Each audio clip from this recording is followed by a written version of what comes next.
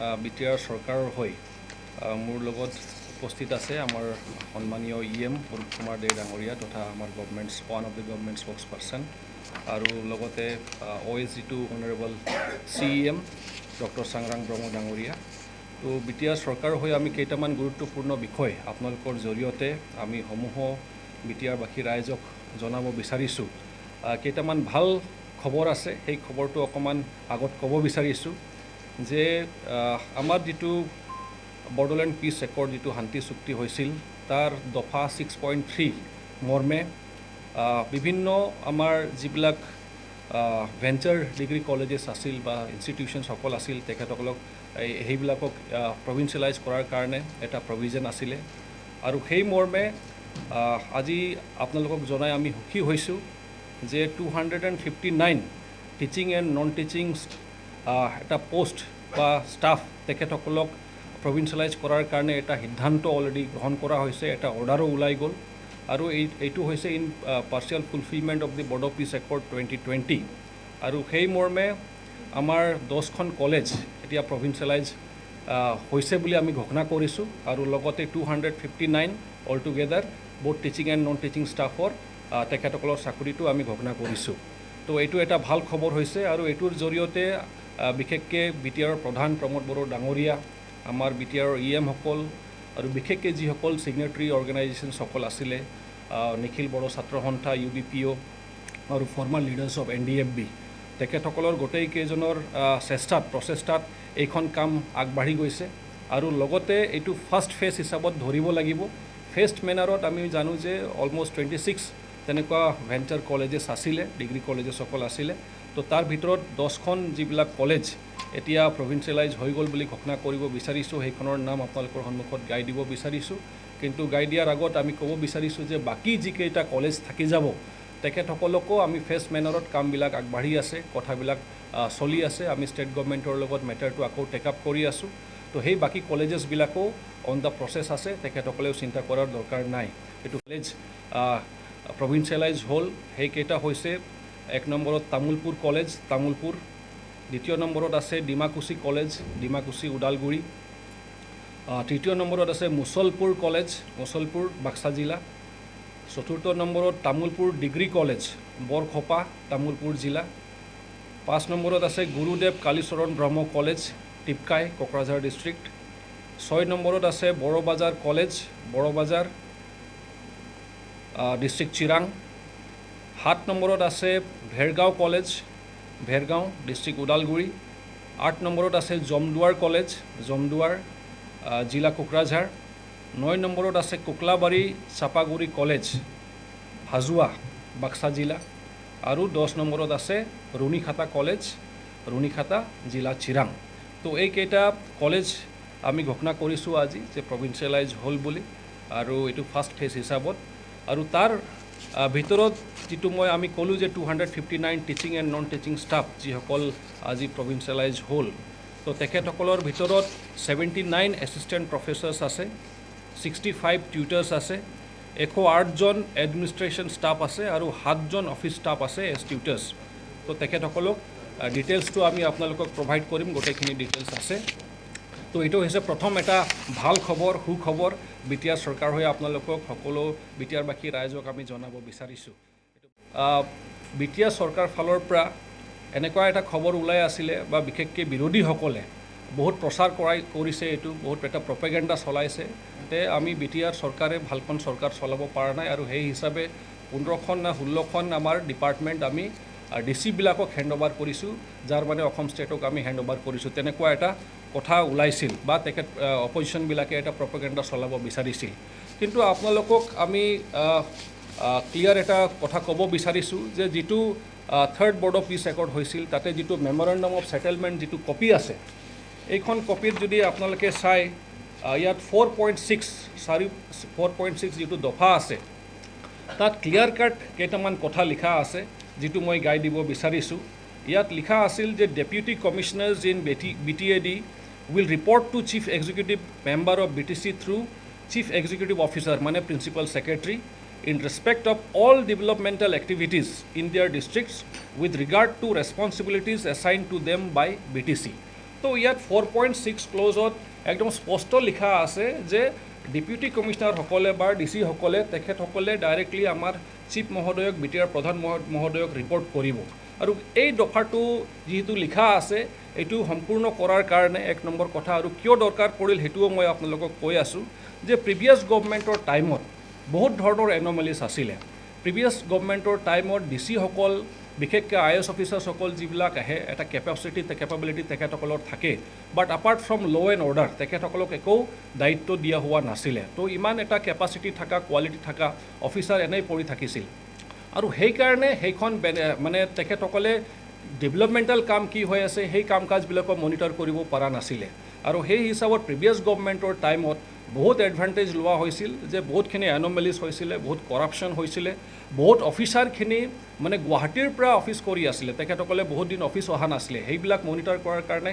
কোনো মানুহেই নাছিল তো এইবিলাক এন'মেলিজ যিটো আমি চাইছোঁ বিভিন্ন স্কিম ইমপ্লিমেণ্টেশ্যনৰ ক্ষেত্ৰত বহুত কম্প্ৰমাইজ হৈছিল কোৱালিটিত এইবিলাক কথা চিন্তা কৰি আমাৰ এইখন একৰ্ডত তেখেতসকলক এটা দায়িত্ব দিয়াৰ কাৰণে এটা প্ৰভিজন ৰখা হৈছিল সেই হিচাপে আমাৰ BTR চৰকাৰ যেতিয়া আমাৰ প্ৰমোদ বড়ো ডাঙৰীয়াৰ নেতৃত্বত আমাৰ এটা চৰকাৰ গঠন হ'ল সেই চৰকাৰ গঠন হোৱাৰ লগে লগে তেখেতসকলক এটা দায়িত্ব দিয়া হ'ল যিহেতু তেখেতসকলক as a secretary of BTR তেখেতসকলক ডিক্লেয়াৰ কৰা হ'ল যে তেখেতসকলে BTCৰ ছেক্ৰেটাৰী হৈ থাকিব প্ৰত্যেকজন DCয়ে আৰু তেখেতসকলে বিশেষ কেইটামান ডিপাৰ্টমেণ্টৰ কাম কাজবিলাক কি ধৰণে হৈ আছে সেইবিলাক মনিটৰ কৰিব আৰু তাৰ লগত কৰিব তো মেইনলি ডেভেলপমেণ্টেল ৰিলেটেড তেখেতসকলে BTCৰ লগত থাকিব আৰু CEMক ৰিপৰ্ট কৰিব সেইটো এটা কথা হ'ল আৰু বাকী ল' এণ্ড অৰ্ডাৰটোৰ ক্ষেত্ৰত তেখেতসকলে ষ্টেটৰ লগত থাকিব তো সেই কথাটো আমি যেতিয়া ডিক্লেয়াৰ কৰিছিলোঁ এইটো আমাৰ 4 জুন 2021 চনত এটা অৰ্ডাৰ ওলাইছিল আৰু সেই অৰ্ডাৰ মৰ্মেই কোকৰাঝাৰ চিৰাং বাক্সা আৰু ওদালগুৰিৰ ডেপুটি কমিশনাৰসকলক এইখন দায়িত্ব দিয়া হৈছিলে কিন্তু আমাৰ অপজিশ্যনসকলে যি এটা প্ৰপেগেণ্ডা চলালে ৰাইজক এটা বিপথে পৰিচালিত কৰিব বিচাৰিলে যে BTR চৰকাৰে নিজে চৰকাৰ চলাব পৰা নাই আৰু সেইকাৰণে DC-সকলক ইনভলভ কৰিছে মানে ষ্টেটক ছাৰেণ্ডাৰ কৰিছে এইটো কথা কোনো নহয় আমি এই 3 বছৰত তেখেতসকলক কি ধৰণে তেখেতসকলৰ কেপাচিটি কোৱালিটিটো কি ধৰণে ব্যৱহাৰ কৰিব লাগে বহুত বস্তু ষ্ট্ৰীমলাইন কৰিব লাগিছিল সেইবিলাক ষ্ট্ৰীমলাইন এতিয়া এই 3 বছৰত কৰা হ'ল আৰু বহুতখিনি এতিয়া ট্ৰেকত আহি গ'ল এতিয়া কৰাপশ্যন বহুত মিনিমাইজ হৈ গ'ল ক'ত যদি তেনেকুৱা আমি দেখা পাওঁ সেইটো ষ্ট্ৰিক্ট একশ্যন ল'বলৈ আমি ৰেডি বা সাজু আৰু বহুতখিনি কাম কাজ এতিয়া অলমষ্ট ছিষ্টেমত আহি গৈছে ষ্ট্ৰীমলাইন হৈ গৈছে তো সেই মৰ্মে আজি আপোনালোকৰ সন্মুখত আমি ডিক্লেয়াৰ কৰিব বিচাৰিছোঁ যে এটা অৰ্ডাৰ ওলাই গ'ল যিহেতু এই 3 বছৰত আমি DC-বিলাকৰ সহায় লৈ বহুতখিনি কাম কাজ যিহেতু ষ্ট্ৰীমলাইন হৈ গ'ল as per the memorandum of settlement যিটো ক্ল'জ 4.6 তেখেতসকলে ছেক্ৰেটাৰী হিচাপত কণ্টিনিউ কৰিব আমাৰ মানে CM ছাৰক চিফ ছাৰক তেখেতসকলে ৰিপৰ্টিং কৰি থাকিব কিন্তু যি অৰ্ডাৰ এটা ওলাইছিল 4 জুন 2021 যে তেখেতসকলক ডেভেলপমেণ্টেল কাম আৰু লগতে ছুপাৰভাইজ কৰিবলৈ আৰু স্কিমবিলাক যাতে ভালকৈ ইমপ্লিমেণ্ট হয় সেইটো যিটো অৰ্ডাৰ ওলাইছিল সেই অৰ্ডাৰটো যিহেতু আমাৰ বহুত কাম কাজ ষ্ট্ৰীমলাইন হৈ গ'ল সেই অৰ্ডাৰটো এতিয়া আমি 27 ডিচেম্বৰত আমাৰ এটা অৰ্ডাৰ এতিয়া ওলাই গ'ল যে যিমানখিনি তেখেতসকলক দায়িত্ব দিয়া হৈছিল to supervise and monitor the schemes তো তেখেতসকলক যিখিনি দায়িত্ব দিয়া হৈছিল সেই দায়িত্বটোৰ পৰা আমি তেখেতসকলক অব্যাহতি দিছোঁ বা তেখেতসকলক আমি ৰিলিজ কৰিলোঁ ছেক্ৰেটাৰী হিচাপত তেখেতসকলে কণ্টিনিউ কৰিব কিন্তু 15টা ডিপাৰ্টমেণ্টৰ আৰু 16 নম্বৰত আছিলে এনি আদাৰ ৰেছপনচিবিলিটিজ তো টোটাল 16টা আছে যিখিনি তেখেতসকলক দায়িত্ব দিয়া হৈছিল তাৰ পৰা আমি তেখেতসকলক অব্যাহতি দিছোঁ বা ৰিলিজ দিছোঁ তো সেইটোৰ কাৰণে যিহেতু আমাৰ মেক্সিমাম এতিয়া কাম কাজবিলাক ষ্ট্ৰীমলাইন হৈ গ'ল সেইটো আপোনালোকৰ জৰিয়তে এতিয়া ক'ব বিচাৰিছোঁ আমাৰ আৰু এটা ভাল খবৰ আছে যিটো আপোনালোকক ক'ব বিচাৰিছোঁ সেইটো হৈছে যে আমাৰ 1216টা পোষ্ট ফৰ এলিমেণ্টাৰী টিচাৰ্ছ এইটো 1216 জনৰ পোষ্টটো এলিমেণ্টাৰী টিচাৰ্ছবিলাকৰ কাৰণে অতি শীঘ্ৰে এইটো আমি এনাউন্স কৰিম BTR চৰকাৰে আমাৰ এডুকেশ্যন ডিপাৰ্টমেণ্টে তেখেতসকলে মানে এনাউন্স কৰিব সেইটোৰ এডভাৰটাইজমেণ্টো দিয়া হ'ব ফিল আপ কৰাৰ কাৰণে এই পোষ্টকেইটা আৰু এইটোৰ জৰিয়তে বহুতখিনি আমাৰ গভৰ্ণমেণ্ট বা প্ৰভিঞ্চিয়েলাইজ এলিমেণ্টাৰী স্কুলবিলাকত শিক্ষা অনুষ্ঠানবিলাকত যিটো টিচাৰৰ এটা গেপ হৈছে সেই গেপটো বহুতখিনি আমাৰ মিনিমাইজ হৈ যাব আৰু বহুতখিনি আমাৰ সমস্যাখিনি এড্ৰেছ হৈ যাব তো স্কুলৰ ক্ষেত্ৰত যিখিনি টিচাৰৰ অভাৱ হৈ আছিল অতি শীঘ্ৰে সেইটো আমাৰ BTR চৰকাৰৰ এডুকেশ্যন ডিপাৰ্টমেণ্টে এনাউন্স কৰিব 1216 জনৰ এটা পোষ্ট অলৰেডি SIU হৈ গ'ল এতিয়া আমি খালি অফিচিয়েল অৰ্ডাৰটো পোৱাৰ বাকী আছে সেইটো পালেই আমাৰ এনাউন্সমেণ্টটো হৈ যাব সেইটো এটা ভাল খবৰ সুখবৰ আমাৰ যিমানকেইটাই ৰৈ আছে বহুত দিনৰ পৰা তেখেতসকলে বিভিন্ন ছ'চিয়েল মিডিয়াত লিখি থাকে তেখেতসকলৰ কাৰণে এইটো ভাল খবৰ আমি দিব বিচাৰিছোঁ বাকী আমাৰ দুটা লেণ্ডমাৰ্ক এটা ডিচিশ্যন বা এটা ৰেজুলেশ্যন আজি প্ৰস্তাৱ আকাৰে লোৱা হৈছিল আজি আমাৰ BTCৰ যিটো এছেম্বলি ছেশ্যন আছিলে সেইখন ছেশ্যনত দুটা প্ৰস্তাৱ আমাৰ BTR প্ৰধান প্ৰমোদ বড়ো ডাঙৰীয়াই আনিছিলে আৰু সেইটো ক'ব লাগিব এটা বহুত ধুনীয়া প্ৰস্তাৱ আৰু সেইখনক আমাৰ সকলো যিমান আছিলে উপস্থিত ইউনানিমাছলি সেইখন প্ৰস্তাৱক তেখেতসকলে সমৰ্থন জনাইছে সেইটো হৈছে এটা হৈছে গ্ৰীণ বড়োলেণ্ড মিছন আৰু সেই মিছনৰ জৰিয়তে আমাৰ কেইটামান এইমছ এণ্ড অবজেক্টিভছ বা লক্ষ্য আছে এটাটো হৈছে যে মাছ স্কেলত আমি ট্ৰি প্লাণ্টেশ্যন কৰিব বিচাৰিছোঁ অলমষ্ট 2000 হেক্টাৰ্ছ অফ লেণ্ড মানে সেইখনত ট্ৰি প্লাণ্টেশ্যন হ'ব আৰু in next 2 years almost 1 crore প্লাণ্টেশ্যন হ'ব 1 crore প্লাণ্টেশ্যন হ'ব সেইটো হৈছে প্ৰথম উদ্দেশ্য আৰু লক্ষ্য যিহেতু আমি জানো যে গ্ল'বেল ৱাৰ্মিং আৰু ক্লাইমেট চেঞ্জৰ কথা শুনি থাকোঁ সেইটো সকলোৱে জানে সেইটোৰ প্ৰতি লক্ষ্য ৰাখি গোটেই বিশ্বৰ লগত আমি একমত হৈ ৰাষ্ট্ৰসংঘৰ সিদ্ধান্তৰ লগত ভাৰতৰ আমাৰ চৰকাৰ আৰু অসম চৰকাৰৰ লগত একমত হৈ আমি এই সিদ্ধান্তখন গ্ৰহণ কৰিছোঁ আমাৰ BTC হিচাপে আৰু লগতে সেই গ্ৰীণ বড়োলেণ্ড মিছনৰ জৰিয়তে প্লাষ্টিক পলিউশ্যনটো যিটো হৈ আছে এতিয়া বিশেষকৈ ছিংগল ইউজ প্লাষ্টিক তেনেকুৱা ধৰণৰ বহুত পলিউশ্যন হৈ আছে সেইটো ৰিডিউচ কৰাৰ কাৰণে এটা মানে আমি বেন কৰিম ছিংগল ইউজ প্লাষ্টিকবিলাক বেন কৰা হ'ব সেইখিনি পদক্ষেপ আজি সেইখিনি কথা আজি আলোচনা কৰা হ'ল আৰু সেইখন গ্ৰাউণ্ড ৱাটাৰটো মেনেজমেণ্ট কৰাৰ কাৰণে মানে সেইটো যাতে এফেক্টেড নহয় সেইটোৰ কাৰণে আমাৰ যিমান চ'ৰ্চ আছে আমি জানো যে আমি ভূটান ফুট হিলছত আমাৰ BTRখন স্থিত জিঅ'গ্ৰাফিকেলি আৰু সেইটোৰ এডভান্টেজ লৈ আমি গ্ৰাউণ্ড ৱাটাৰ মেনেজমেণ্টৰ ক্ষেত্ৰত আমি আগবাঢ়িব বিচাৰিছোঁ আৰু সেইকাৰণে আমাৰ SOPD বাজেটৰ পৰা আমি 2% of the total SOPD budget 2023-24 সেইটো আমি এলট কৰি আছোঁ আমাৰ গ্ৰীণ বড়োলেণ্ড মিছনৰ কাৰণে যাতে আমাৰ মিছনখন ছাকচেছ হয় আৰু লগতে আৰু এটা যিটো এটা বহুত ইম্পৰ্টেণ্ট সিদ্ধান্ত লোৱা হ'ল সেইটো হৈছে Bodoland territorial region for a future of child rights শিশুৰ অধিকাৰক লৈ বিশেষ এটা আলোচনা হ'ল আজি আমাৰ এছেম্বলিত আৰু সেইখন এছেম্বলিত এইখিনিয়ে কথা কোৱা হ'ল যে আমাৰ BTRখন আমি শিশু শ্ৰমিক ফ্ৰী কৰিব বিচাৰিছোঁ চাইল্ড লেবাৰ ফ্ৰী কৰিব বিচাৰিছোঁ এক নম্বৰ কথা দ্বিতীয় নম্বৰ কথা বাল্য বিবাহ ফ্ৰী কৰিব বিচাৰিছোঁ ইয়াত যাতে কোনো চাইল্ড মেৰিজ নহয় তো চাইল্ড মেৰিজ ফ্ৰী BTR কৰিব বিচাৰিছোঁ আৰু তৃতীয় নম্বৰ উদ্দেশ্যটো হৈছে এই child exploitation and child trafficking free মানে BTR আমি গঢ়িব বিচাৰিছোঁ ইয়াত যাতে কোনো ধৰণৰ কোনো শিশুক যাতে অত্যাচাৰ চলোৱা নহয় এক্সপ্লইট কৰা নহয় আৰু কোনো ধৰণৰ যাতে তেনেকুৱা শিশুবিলাকৰ সৰবৰাহ বা ট্ৰাফিকিং যাতে নহয় এইখিনি ক্ষেত্ৰত আমি ষ্ট্ৰিক্ট এটা পদক্ষেপ গ্ৰহণ কৰিছোঁ এটা সিদ্ধান্তত উপনীত হৈছোঁ আৰু তাৰ কাৰণেও টোটাল SOPD বাজেটৰ 1% এমাউণ্ট ধাৰ্য কৰা হ'ব তো এইবিলাক গোটেইখিনি সিদ্ধান্ত আমাৰ চৰকাৰ ফালৰ পৰা লোৱা হ'ল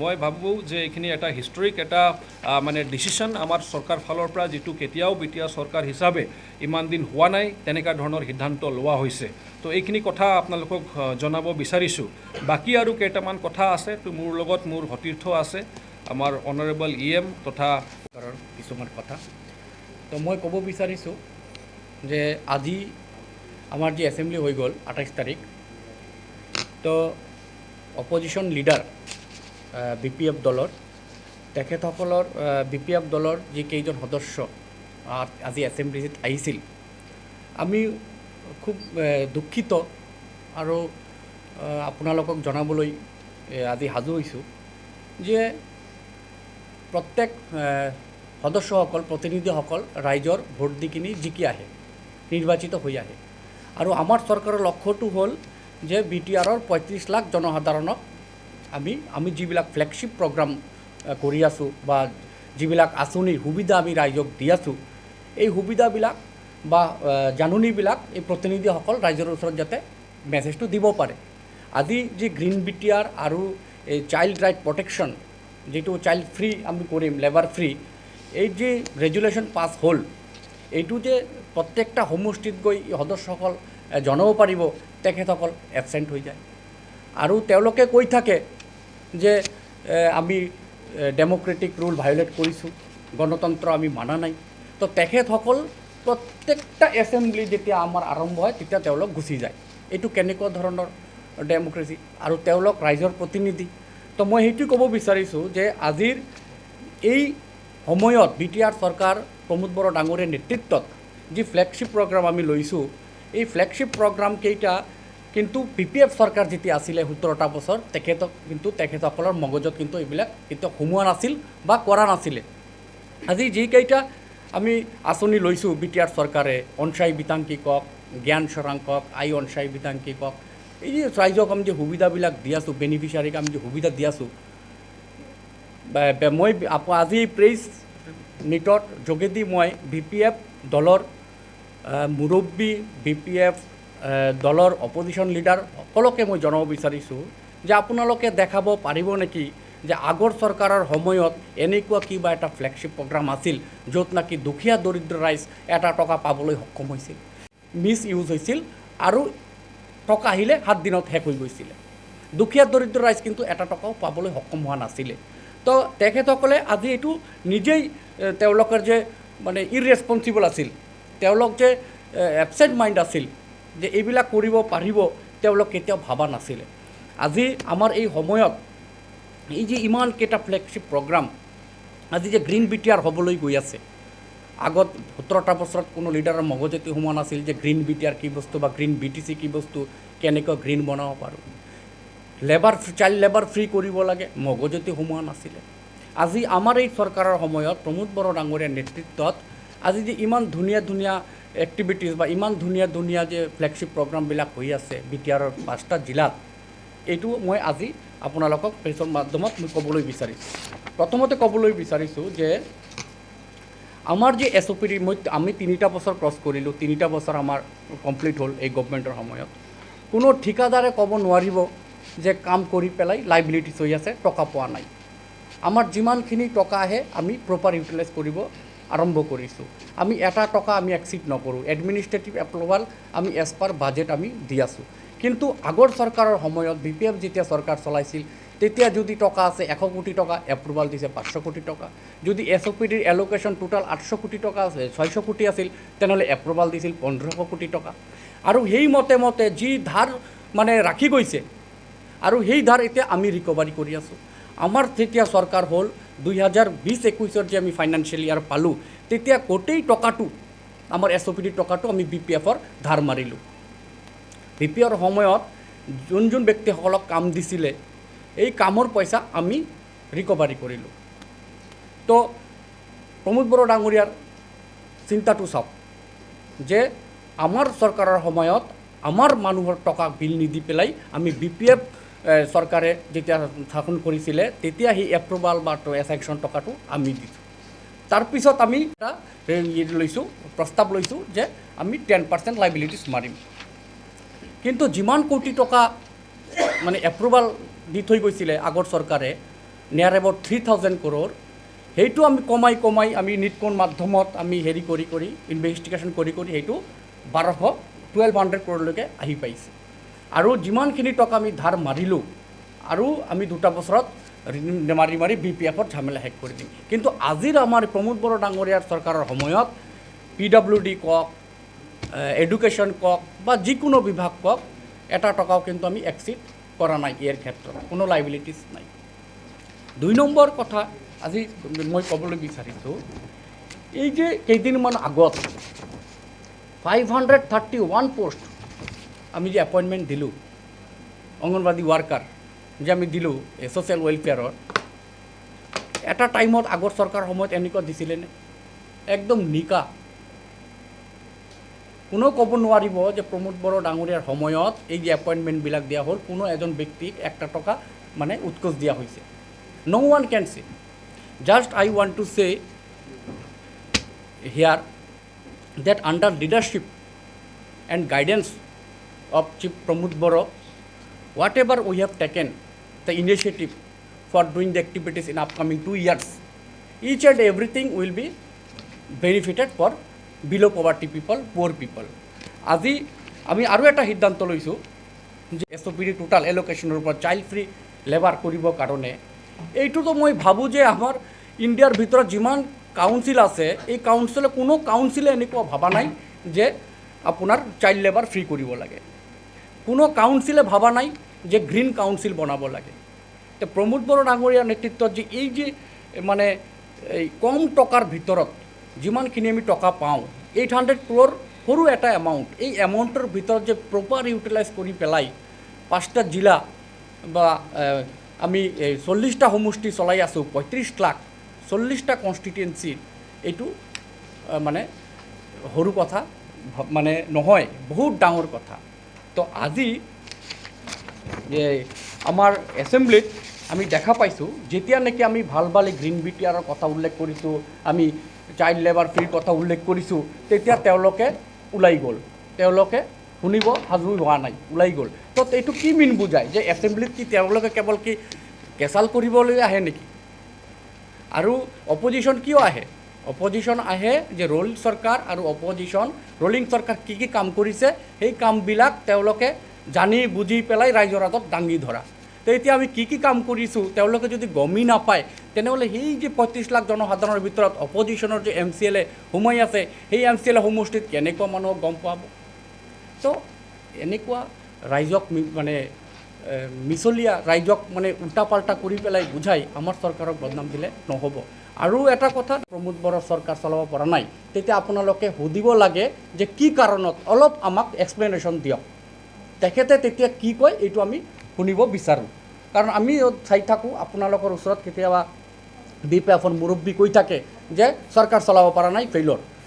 কিয় পৰা নাই, ফেইলৰ কিয়, অলপ এক্সপ্লেনেশ্যন 10 মিনিট দিলে আমি গম পাম যে আমাৰ চৰকাৰৰ সময়ত আমি কিহত ফেইলৰ হৈছোঁ, ক'বই নোৱাৰিব। আজি এই যে 10টা কলেজ BPFে 17টা বছৰ শাসন কৰিলে, কিবা এটা কলেজ প্ৰভিঞ্চিয়েলিষ্ট হৈছিলে নেকি? আজি আমাৰ এই 3টা বছৰ চৰকাৰ চলাৰ সময়ত 10টা কলেজ প্ৰভিঞ্চিয়েলিষ্ট হ'ল। Is this jokes? আৰু এই যে আমাৰ CSB প্ৰায় হ'লেই, CSB আমাৰ কালি পৰহি ওলাবই আমাৰ কমিটি, CSB যিটো বোৰ্ড গঠন হ'ব, 3000 পোষ্ট আমাৰ ওলাব BTR। এই 3000 পোষ্ট একদম অসম চৰকাৰ মাননীয় মুখ্যমন্ত্ৰী হিমন্ত বিশ্ব শৰ্মা ডাঙৰীয়া যেনেকুৱা নিকাকে 80,000 চাকৰি দুখীয়া দৰিদ্ৰ পৰিয়ালক দিবলৈ সক্ষম হ'ল, ছেম এনেকৈ আমি BTC চৰকাৰ যি অহা দিনত আমাৰ BTCত পোষ্ট ওলাব, প্ৰত্যেকটা বিভাগৰ 3rd গ্ৰেড বা 4th গ্ৰেড খুব ধুনীয়াকৈ নিকাকে দিয়া হ'ব। এইটো আপোনালোকৰ প্ৰেছ মিডিয়াৰ ওচৰত আমি মানে কনফিডেণ্টলি ক'ব পাৰোঁ। কাৰণ যিকেইটা পোষ্ট এতিয়ালৈকে দিয়া হ'ল, 99ৰ যি সমস্যা আছিল টিচাৰৰ, কোনো টিচাৰে ক'ব নোৱাৰিব যে টিচাৰ এপইণ্টমেণ্ট পোৱাৰ ক্ষেত্ৰত বা পোৱাৰ পিছত কোনোবা 1 টকা দিছে। আৰু এই BPFৰ সময়ত আপোনালোকে জানে যে 10 লাখ টকা 20 লাখ টকা নিদিলে চাকৰি হোৱা নাছিল। আজিতো কোনেও এভিডেঞ্চ এটা দিব নোৱাৰিব যে আমাৰ এই চৰকাৰৰ সময়ত কিবা এটা চাকৰি দিয়াৰ ক্ষেত্ৰত আমি টকা লৈছোঁ বা কোনোবা লৈছে। আৰু ল'লে লগে লগে আমি ভিজিলেন্সৰ মাধ্যমত তেখেতক গ্ৰেপ্তাৰ কৰাই আছোঁ। ইমান ধুনীয়াকৈ BJP UPPL আৰু AGP চৰকাৰ অসমত চলি আছে, BTC GSP BJP UPPL মিত্ৰতা চৰকাৰ চলি আছে, কোনো সাহস নাপাব যে এই চৰকাৰৰ সময়ত কিবা চাকৰিৰ ক্ষেত্ৰত কোনোবা 1 টকা ল'ব পাৰে। মই এইটো আজিলৈকে হাগ্ৰামা মহিলাৰী ডাঙৰীয়া সদনত অহাই নাই, যোন নাকি BPF দলৰ মুৰব্বী, তেখেতে আজিলৈকে এছেম্বলিত আহি ভৰি দিয়া নাই।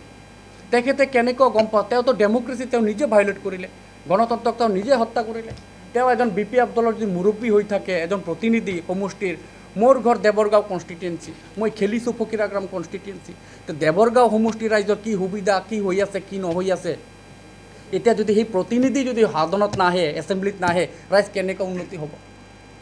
ৰাইজৰ সমস্যাটো সদনটো কিয়ৰ কাৰণে? এছেম্বলিত যে ৰাইজৰ সমস্যাবিলাক সদনত ক'ব লাগে। এতিয়া যদি সেই প্ৰতিনিধি যদি তাতে এবচেণ্ট হৈ থাকে, ৰাইজটো তেনেহ'লে আৰু ডুবিব। তো সেইকাৰণে ফেইলৰ আমি কেতিয়াও নহওঁ আৰু নহ'ম, এইটো 100% গেৰেণ্টি। আমি যেনেকুৱা ৰাইজৰ লগত কাম কৰি আছোঁ, ৰাইজ আমাৰ লগত আছে, ৰাইজে গম পাই আছে।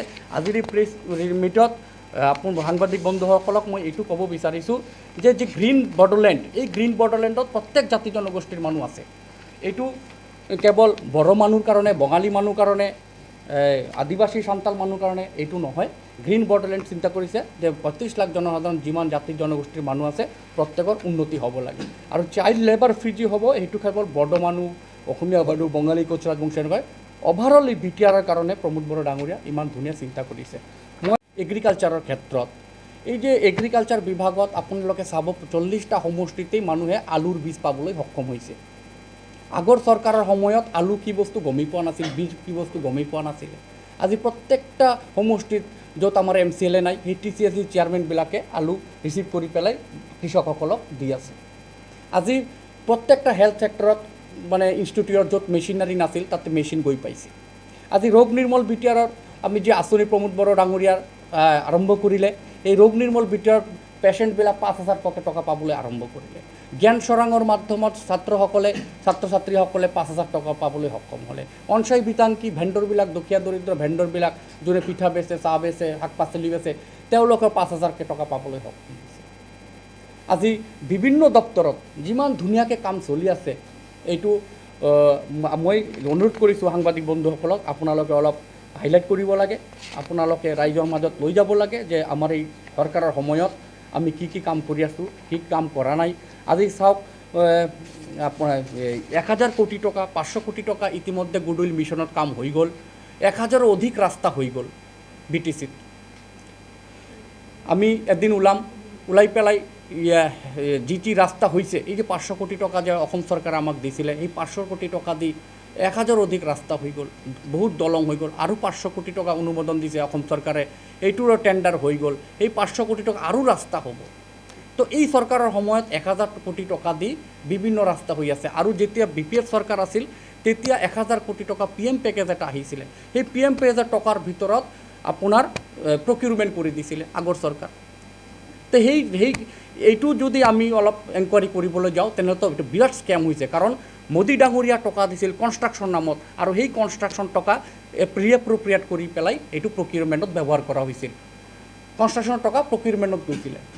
তো এই যে আমাৰ যে গুডউইল মিছনৰ ৰাস্তা ঘাটৰ কাৰণে যে অসম চৰকাৰে অনুমোদন দিছে, সেই অনুমোদন টকা দি ৰাস্তা হৈ আছে, দলং হৈ আছে, বিভিন্ন কালভাৰ্ট হৈ আছে। তো আমি আৰু তথ্য লৈ আহিম যে কি ৰাস্তা হ'ল, কোন সমষ্টিত কেইটা ৰাস্তা হ'ল, কিমান কিলোমিটাৰ হ'ল, আমি নেক্সট প্ৰেছ মিটত বহিম। আৰু লৈ আছে, মেডিকেলৰ লৈ আছে।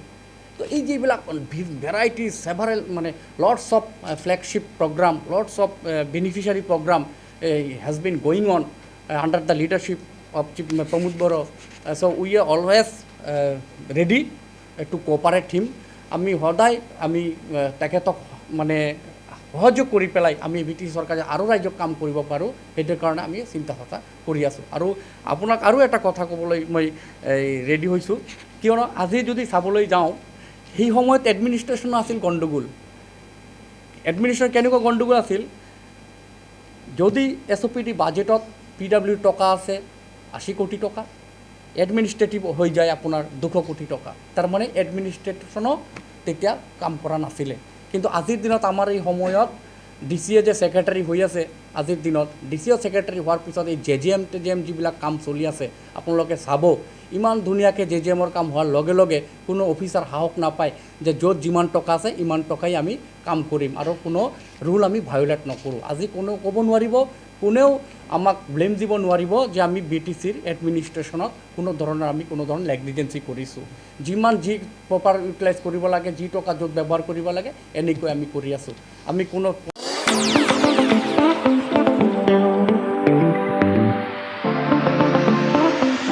सानाय सुनाय बेरामनि जेंनायाव गोग्लैना थानायफोरनि थाखाय गोजोनथाव खौरां। गावनि देहानि सानाय सुनायखौ लानानै दुखुआव थानो गोनां गैला।